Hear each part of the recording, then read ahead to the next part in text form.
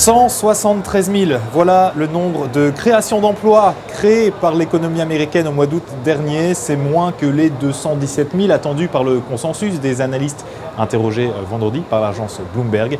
Le chômage américain, lui, reculait, tombant à 5,1%, mais malgré tout, vendredi donc, à la Bourse de Paris, eh bien, les marchés faisaient grise mine avec à une heure de la clôture des pertes de 2,70% pour un CAC 40 autour des 4 530 points.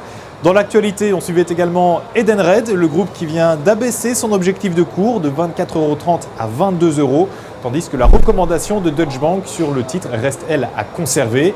Edenred perdait vendredi plus de 6,30% à 17,19 €. Les analystes de l'Obsa ont un avis baissier sur cette valeur. Gros plan aussi sur Neopost qui s'envolait de près de 10% à 33,61 € à quelques minutes des derniers échanges.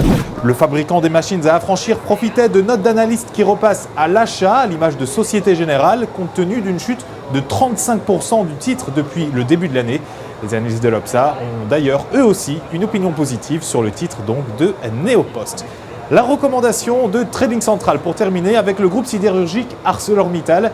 ArcelorMittal dont le titre, vous le voyez, a validé fin juin dernier une figure de continuation baissière en drapeau. Elle était en place depuis décembre 2015. Plus récemment, la rupture des 7,68 € a relancé la dynamique négative sur la valeur.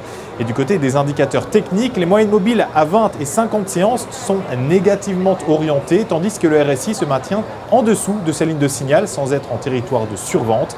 Désormais, tant que 7,68 € est résistance, une poursuite du repli est attendue en direction des 5 € puis 4,15 €.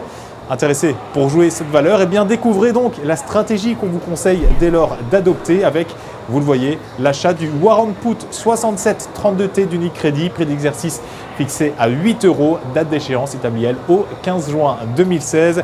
Pour Trading Central, c'était Sébastien Giron. Je vous souhaite bien sûr à toutes et tous une excellente fin de journée. On se retrouve très bientôt.